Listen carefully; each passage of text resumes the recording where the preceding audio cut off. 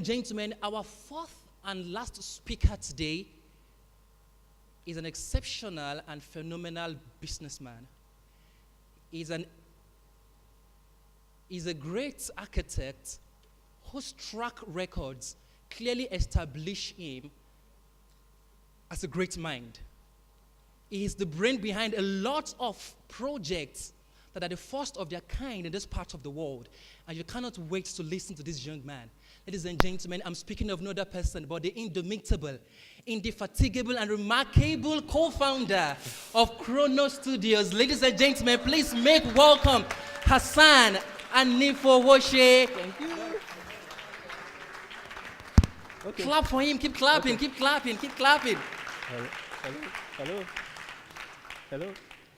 So I'm glad to be with you guys again. I'm very brief. My speech is, my presentation, let's call it presentation, is into two parts. The first part, I'm going to tell you how I ended up where I am. Ended up, it wasn't specifically deliberate. And what I'm doing to become better. And I need you to write some short notes because you're going to need them. So we're saving a lot of people from having to stumble through all the parts that we stumbled through, all the sleepless nights that we went through, and that's why we're sharing these tips. So thanks very much again for coming. I'm going to be speaking about becoming Superman salesman. So are we good to go? Good to go. So how many people here have boyfriends? Ladies? Boyfriends? Oh, I know you're all shy. The guys? Girlfriends? Oh my goodness. Okay, I'll soon fish you all out. Okay, so potentially we are all salespeople. What makes what you have to offer attractive to the next person is because you're a good salesperson. Now, we all have it in us, but until we develop it, we're not going to be masters. So I'm going to show you, I'm going to tell you the secret of becoming good salesmen, good saleswomen, great salespeople. Okay, so August 2010, the US was fighting in Afghanistan. I'm sure you didn't see that coming. They were in the trenches, you know, the airplanes, the battle tanks and everything. But I was fired. That's a different scenario happening outside the world, but in my world, I was fired. So you're going to ask, how? Who fires this kind of person? Yeah. They started firing the people who were earning the most. So they started from the top. And I had barely worked 6 months, and I had to go. So till date, only one person has seen my sack letter, my brother. So when I got home, I told him, hey, I lost my job. He was even jobless then. To make it worse. So I said, hey man, I gotta show you something. It was around 6:30 p.m. And I said, you're the only person who is going to hear, look at what they did to me. I'm not going to tell the world what they did to me. Right? So, everyone has a plan until they are punched in the face. Like today, right? We had a plan.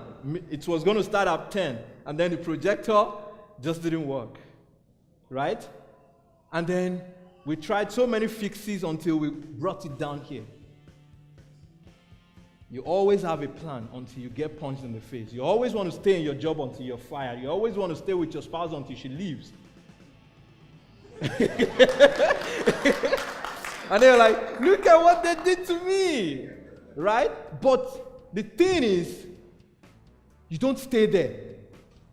When I got fired, I didn't, go crying all around. 1 month I was so hungry, I couldn't eat so well. And I was so broke that I couldn't buy fuel in the generator. It was that bad. So I had to go to cyber cafe to do jobs for people and still end up not paid. But I didn't stop. So I said, okay, I'm going to pack my load and go back to Abuja, where I started from, because I probably still know one commissioner or one minister somewhere who's going to give me some work to do. So I went back to Abuja. I had spent just one day in Abuja when a phone call came in from Lagos, and they said, hey, we need you to come to our office. Are you in Lagos? I said, yes, I'm in Lagos. Stay hungry. I said, yes, I'm in Lagos. And they said, okay, we need you to come to the office by 12. And I said, oh, wow, I was still in bed, 8 o'clock in Abuja. 12 o'clock? It's never going to happen. So I said, okay, have a meeting by 10. I need to move. So I jumped out, got in the shower, and then I told them I'll be there by 4 o'clock. I had no clue how I was going to get to Lagos. But one thing was constant. I was hungry. Yeah. So I finished my meetings, and I went straight to from the house, went back straight to the airport. Opened up my laptop, started looking for a flight ticket. There was none. And then I walked to the counter and I said, can I get a ticket? And they called the most expensive ticket for me and said, you know what? Give it to me. So I emptied my account. I think I was left with 5,000. Yeah, barely enough to survive the weekend. It was a Friday. So I said, you know what? I'm going to get on this plane. So when I entered the plane, one person walked after me and then they shut the door. It was that close. I was hungry. So I got to Lagos, got on a bike, from Ikeja to Maryland, from Maryland BRT to CMS. Everybody who looked at me was like, who's this guy? I just carried my traveling bag standing. I was hungry. Yeah. So I got to the office, I dropped my bag in the security gate, did my suit 007, down, and I walked inside. I did that presentation, I smashed it, I got the biggest job ever. Biggest job, and by the time we closed out of profit, we were able to buy a generator. That was a big job. Yeah, because I was hungry. There was nothing like it. Look, I either get on this plane or I die here. Right? The gods will offer you chances. Muslim, Christian, don't worship anyone. Chances will come. Know them and take them. When I started this speech there, when I opened the show, I told you, make the connections you need to make here, because you never know. You never know. Our social media person for 3 years was British. She's 45 years old. We met over a random game of Scrabble. And then we started talking after the third match. So take the chances, use them, because you never know which one is going to be the big one. Okay, now, in my journey, I knew there's something I had to do. There was something I wanted to do. So every day I wake up hungry. I step into my shoes and I keep running. When I started studying big companies and I found out some secrets, you won't have to do the research. I did it for you. So that's why I'm here. I found out that big companies have 3 main features. They dream. And guess what they say? The dream is free, but the hustle is sold separately.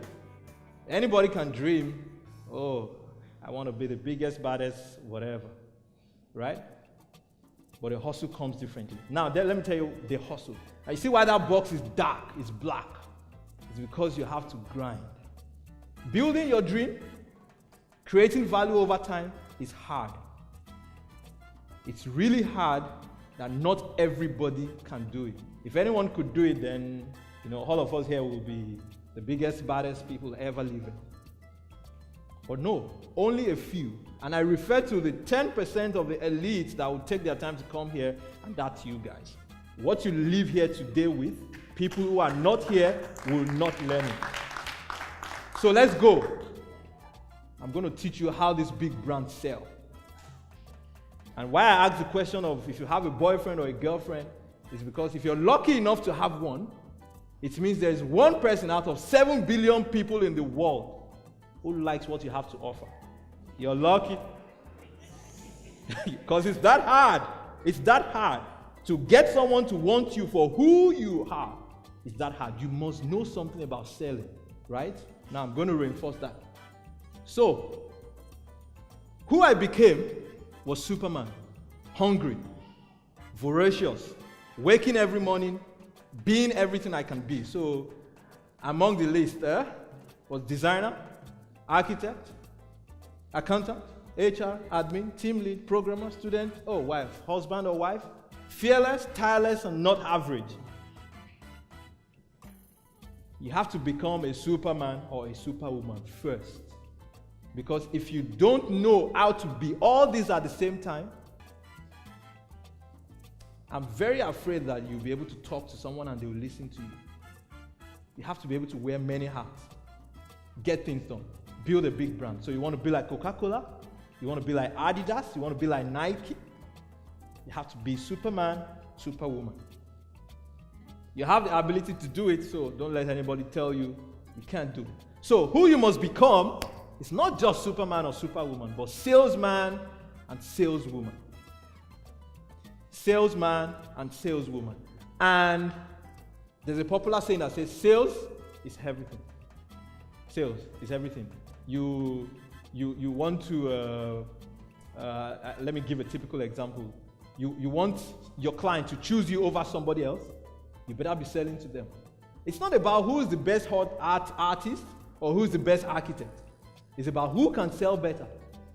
It's about who can sell better. You find out people who can do nasty concepts, but they don't have money. Not because they can't design, but because they can't sell. And that's one thing that is missing in the universities. They don't teach us how to sell. But the streets will teach you how to sell. By force. Yeah. Because when you lose the first project, you don't get paid. The second project, you don't get paid. Then you're going to start learning. Yeah. And I'm always happy. As at 6 a.m. this morning, I closed out on a project. Got my balance payment. So happy. Yeah. That's how you should be. Sell so well that you close out. People should pay you for what you've done. And the only reason why they will pay you is if you've made them see the need to pay you. So I'm going to teach you one typical approach that works, but very few people know. And that's the BAF feature, the BAF approach. And it's the benefits, advantages, and feature approach. So when you're talking to someone and you want them to buy into who you are first, let them see the benefits. And that's why you're still sitting here. I've told you the benefits of listening to me. You're going to learn what others outside can't learn.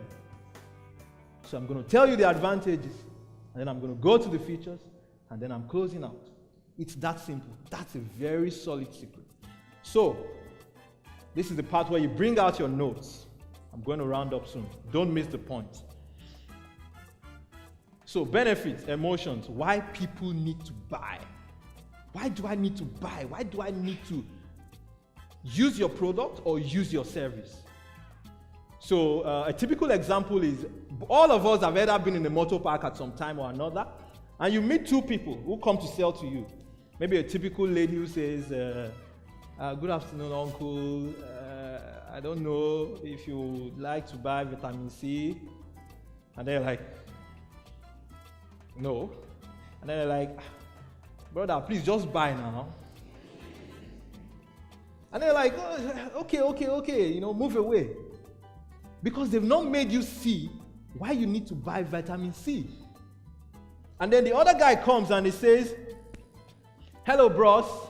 I know you think you're healthy, but I can assure you that 80% of your health today is because you've taken oranges. Now, I can't see an orange seller around, and I know you're traveling for 4 hours. It's typical that every day you must take 20 milligrams of vitamin C. Would you want to buy one? Tell me who sells. First guy or second guy? It's the second guy. Okay? So the benefits, the need, you need to create the need. Some clients don't even know their need. So when, someone in my team, Tosin, she says, if you meet a client that doesn't have a problem, create a problem. Yeah, because you want the money. Create the problem, then they will give you the money because you're going to fix the problem. They will see that they need you to fix the problem. So, helping, not selling. You have to help people and not just want to sell to them. You have to make them know, look, I'm here doing you a service. Don't even talk about the money. You're helping them to build their dream home where their kids can play around safely in the gardens.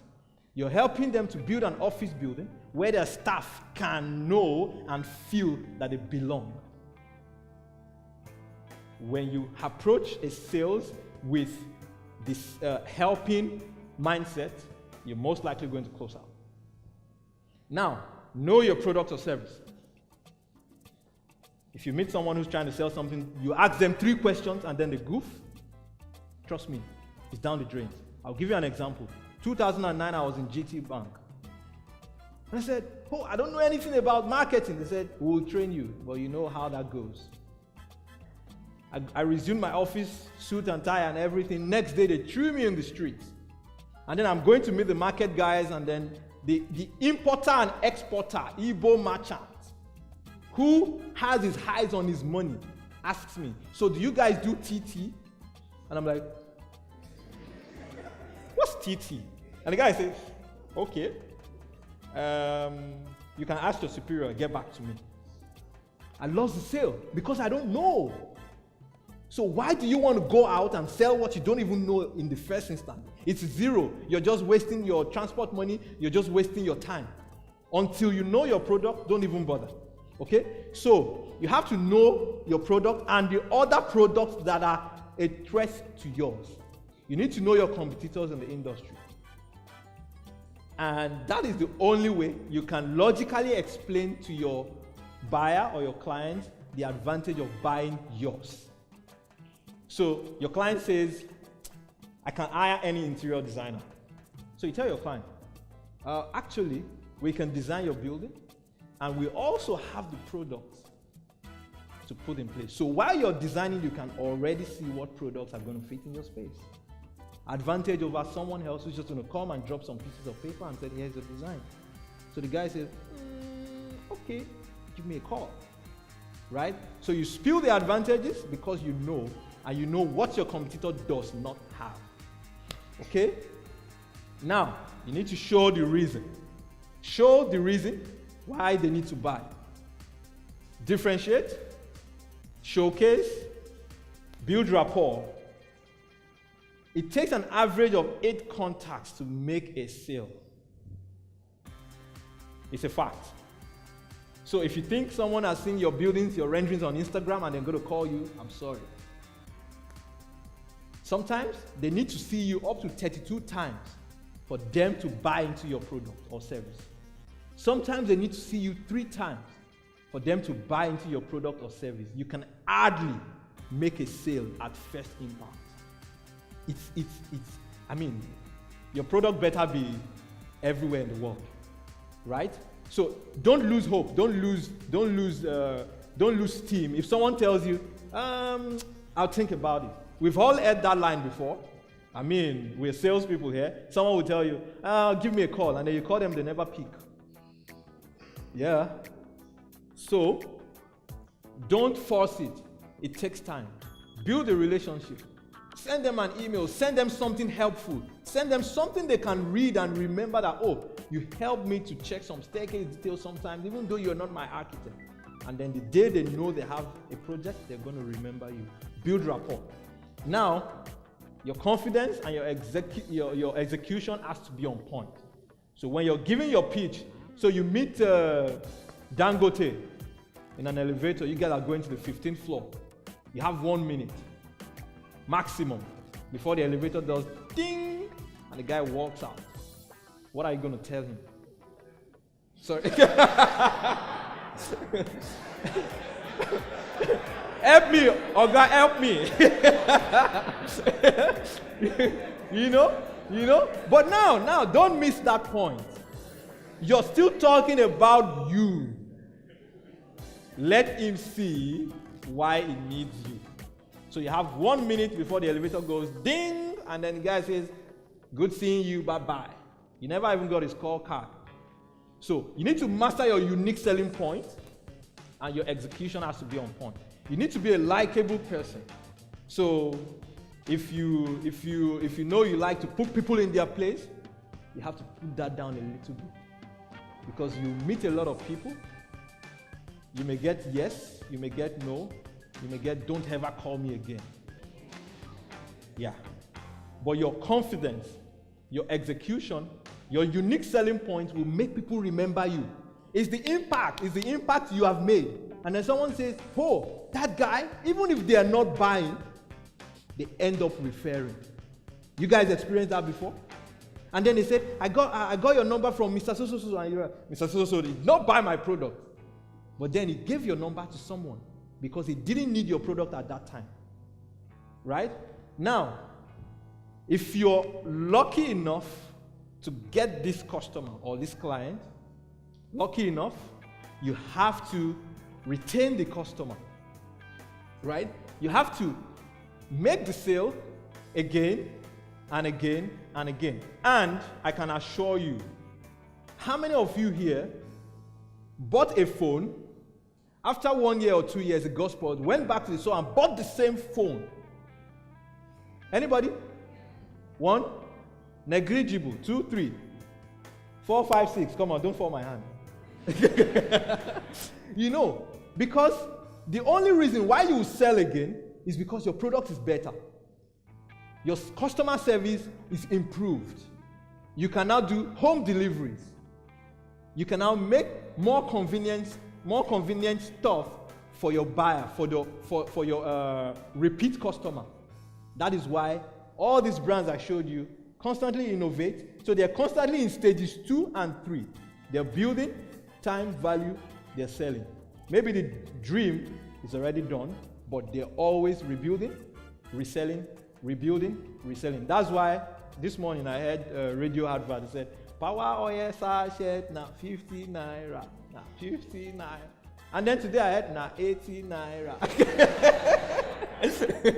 So I don't know what they put inside, but probably improved it. And then it looked, you know. And I asked my assistant and I said, this thing is 80 naira. And he said, yeah. And I said, people will buy it. He said, yes. Because they probably improved. It's not the Indomie that we ate 5 years ago that we're still eating today. So you have to rebuild and resell. Okay? Now, this is the juicy part.